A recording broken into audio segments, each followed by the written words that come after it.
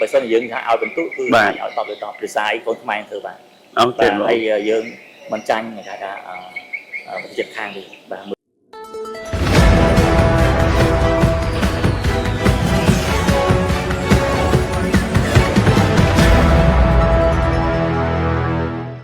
ជំរាបសួរយើងខ្ញុំពីអង្គភាពរស្មីទុកមាសថ្ងៃនេះមានកិត្តិយសដែលបានសូមចំណាប់អារម្មណ៍ក៏ដូចជាគោលបំណងនៃការរៀបចំសិក្ខាសាលារបស់បងនៅក្នុងថ្ងៃនេះបងអនុញ្ញាតសូមជួយណែនាំខ្លួនឬក៏ប្រាប់ពីតួនាទីរបស់បងនៅក្នុងក្លឹបតិចបានទេបងបាទរបបសម្រាប់ខ្លួនបាទឈ្មោះសាវទីបាទជាស្ថាបនិកបាទក៏ជា founder របស់ក្លឹបរបស់ក្លឹប AC ណាហើយ AC ណាគឺតែហៅអក្សរកាត់ពេញគឺថាអាកតិចឯងទៅទឹកក្លឹបបាទអូខេបងអាចជួយណែនាំពីប្រវត្តិនៃការកកើតក្លឹបនឹងតិចបានទេបងជាក់ស្ដែងក្លឹបតែក្លឹប AC នេះគឺយើងបង្កើតឡើងដើម្បីយើងប្រមូលផ្ដុំបាទអ្នកសាងសង់តាមបច្ចុប្បន្នហើយនិងអ្នកជំនាញផ្សេងគោលម្ដងគឺចង់បង្កើតថាជា one stop solution for construction អញ្ចឹងបងប្អូនយើងមួយចំនួននៅស្រុកខ្មែរយើងនេះគឺមានថានៅពេលដែលគាត់ធ្វើការសាងសង់ក៏ពិបាកតាមគាត់តែហៅថា stay okay ឬមកដើម្បីគឺរើយកជាងឬអ្នកដែលជំនាញណាមួយដើម្បីយកមកសាងសង់តែគាត់អញ្ចឹងគឺបង្កើតស្បែកមួយដើម្បីឲ្យងាយស្រួលហើយថាពេលដែលគាត់ចង់សាងសង់គាត់នឹកឃើញ AC តែម្ដងអូខេបងបាទបងអាចសូមជួយបន្ថែមបន្តិចបានទេហេតុផលអីខ្លះដែលនាំឲ្យបងបង្កើតក្លឹបនឹងឡើងបងទីមួយដូចជំរាបពីខាងដើមអញ្ចឹងបាទថាហើយមើលឃើញដំណើរការឬក៏ហៅថាជាផលគេហៅថាបង្ហាត់ជនខ្មែរយើងដែលគាត់បានការរកជាងដែលមានគុណភាពបាទឬក៏ផលដែលមានគុណភាពជាងដែលមានជំនាញច្បាស់លាស់អញ្ចឹងយើងបង្កើតមកដើម្បីឲ្យគេនឹកឃើញថានៅពេលដែលការចង់សាងសង់អ្វីមួយគឺឃើញ AC នឹងផ្ដល់សេវាកម្មបាទសេវាកម្មដែលផ្ដល់គុណភាពគុណតម្លៃគុណធម៌ជូនភ្ញៀវបាទហើយទៀតនោះក៏ត្រូវខ្ពស់បាទហ្នឹងយើងបង្កើតឡើងគឺមានន័យថាយើងព្យាយាមគេថាឲ្យសមាជិករបស់យើងហ្នឹងគាត់ថាធ្វើឲ្យមួយតាមក្រមដល់ធម៌បាទតាមជីវិតរបស់គាត់បាទហើយមែនតើនេះយើងចង់បង្កើតភាព trust ការជឿជាក់ដល់ប្រជាជនបាទមកយើងបង្កើតខ្លួនឡើងបាទបងអរគុណសំណួរចុងក្រោយបងបាទបងឲ្យបន្ទុកឲ្យ rate វិញសម្រាប់ស្ថាប័នដែលបងអញ្ជើញមកនេះបងឲ្យបន្ទុកមិនដែរបងបើយើងបើសិនយើងថាឲ្យបន្ទុកគឺអាចឲ្យតបទៅតបភាសាអីកូនខ្មែរធ្វើបានអូខេហើយយើងមិនចាញ់គេថាប្រទេសខាងនេះបាទមើលតាមចាក់ស្ដែងគឺល្អបាទអរគុណច្រើនបងអញ្ញាតសូមជួយណែនាំខ្លួនតិចបានទេបងឈ្មោះអីមានតួនាទីអីនៅក្នុងស្ថាប័នរបស់បងចាជំរាបសួរហើយក៏ជំរាបសួរប្រជាជនខ្មែរទាំងអស់និងអតិថិជនទាំងអស់ដែរនាងខ្ញុំឈ្មោះម៉ូលីណាមានតួនាទីជាជំនួយការលោកអយុបងអាចជួយណែនាំពាក្យឲ្យខ្លីមួយពី UPG Pi តិចបានទេបងជាពាក្យខ្លីមួយចាសម្រាប់ពាក្យខ្លីគឺមានន័យថា UPG Pi អាចទេក្នុងការផលិតនិងផ្គត់ផ្គង់បំពង់ទីបជ័រ UPVC និងគ្រឿងបំណដែលមានគុណភាពល្អដាច់គេហើយក៏ជាក្រុមហ៊ុនដំបូងគេនៅកម្ពុជាដែលទទួលបានវិញ្ញាបនបត្របញ្ជាក់ ISO 9001:2015អូខេបងអរគុណបងបច្ចុប្បន្នក្រុមហ៊ុនរបស់បងបាននិយាយពីការផ្ដល់ឱកាសឲ្យប្រជាជនកម្ពុជាយើងប្រហែលជាប្រមាណអ្នកដែរបងសរុបទាំងអស់ជាង100នាក់ចាដែលជាង100នាក់ដែលកំពុងតែបម្រើការនៅស្ថាប័នចាអូខេបងអាចសូមបងជួយបញ្ជាក់ពីលក្ខណៈពិសេសខ្លះដែលអតិថិជនមិនគួរមើលរំលងពីស្ថាប័នរបស់បងចាអញ្ចឹងសម្រាប់អតិថិជនទាំងអស់ដែលគាត់មិនគួរមើលរំលងគឺខ្ញុំលើក5ចំណុចអូខេបងទី1 UPG Pi គឺជាក្រុมហ៊ុនដំបូងគេ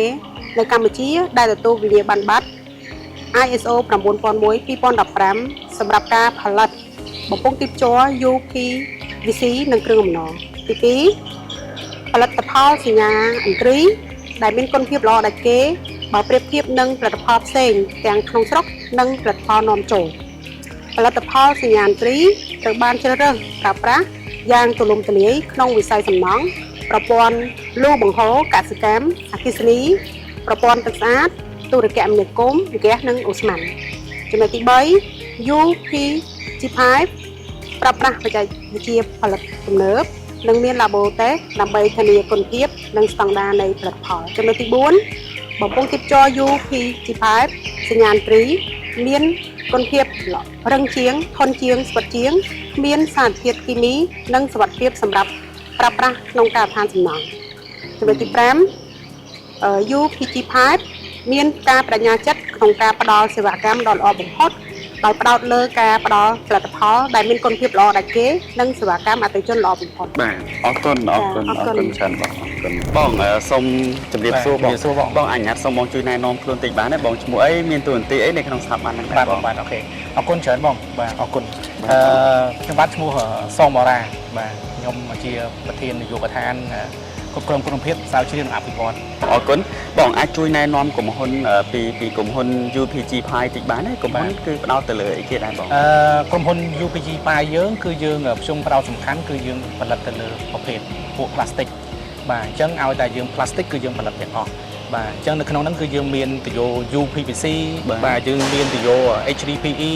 យើងមានទយោ PPR យើងមានគ្រឿងតំណអគ្គិសនីមានទយោអគ្គិសនីទាំងទយោអង្កាញ់និយាយឲ្យតែតើងជាមួយនឹងពពួកគ្រឿង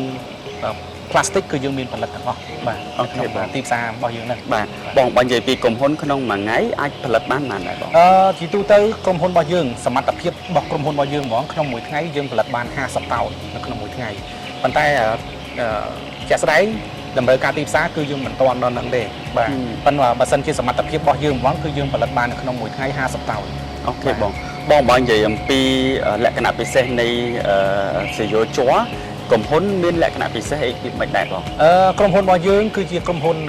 ទី1ដែលយើងផ្ចង់ផ្ដោតសំខាន់ទៅលើសុខភាពរបស់បុគ្គលិកទាំងបរិស្ថានបាទទាំងអតិថិជនព្រោះដោយសារក្រុមហ៊ុនយើងគឺយើង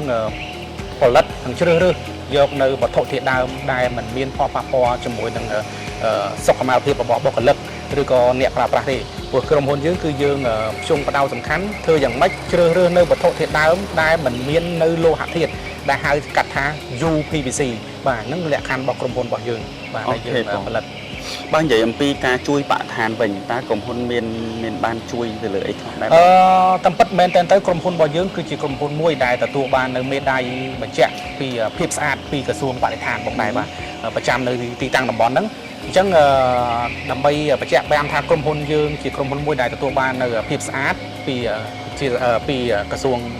បរិស្ថានហ្នឹងគឺក្រុមហ៊ុនយើងទី1ការជ្រើសរើសនិងប្រើប្រាស់នៅវត្ថុធាតុដើមបាទទី2គឺតកតងជាមួយនឹងហេដ្ឋារចនាសម្ព័ន្ធនៃក្រុមហ៊ុនរបស់យើងបាទទាំងពីអនាម័យទាំងពីការទុកដាក់សម្រាមទាំងពីកាកសំណល់ដែលយើងមានរាវរឹងហ្នឹងគឺយើងមានគ្រប់ទាំងអស់ការចាត់ចែងរបស់យើងហ្នឹងអញ្ចឹងចំពោះក្រុមហ៊ុនរបស់យើងគឺយើងផ្ចង់ផ្ដោតសំខាន់បាទទៅលើបរិស្ថានហ្នឹងតែម្ដងហើយទី2គឺសុខភាពរបស់បុគ្គលិកនិងទី3ចម្បងបំផុតគឺអ្នកចុងក្រោយគឺអ្នកប្រើប្រាស់នៅផលិតផលរបស់ក្រុមហ៊ុន UPG នឹងតែម្ដងបាទគឺយើងជុំដោតសំខាន់ណាស់បាទអញ្ចឹង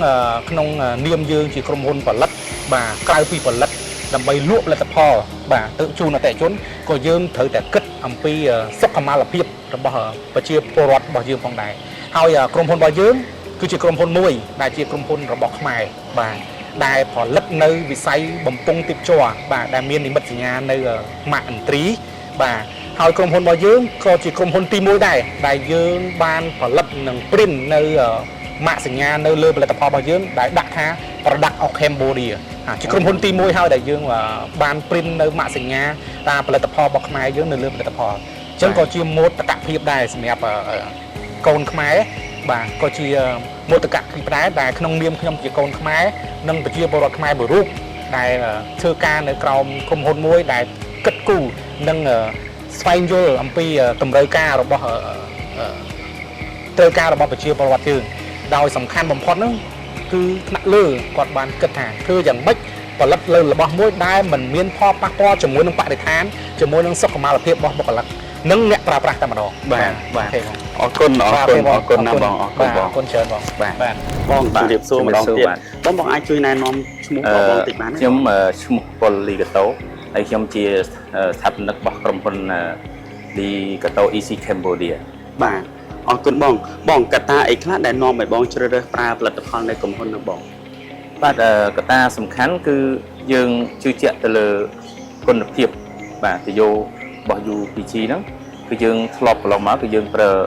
រួចហើយដែរហើយគុណភាពគឺយើងទទួលយក10លើ10ក្នុងការវិស័យសំណង់ទាំងប្រព័ន្ធទយោទាំងប្រព័ន្ធគ្រឿងភ្លើងនិយាយទៅ accessory ដែលត្រូវប្រើនៅក្នុងអគារនីមួយៗគឺយើងទទួលស្គាល់ខាងទយោរបស់គាត់ដែលផលិតមកគឺមានគុណភាពហើយនឹង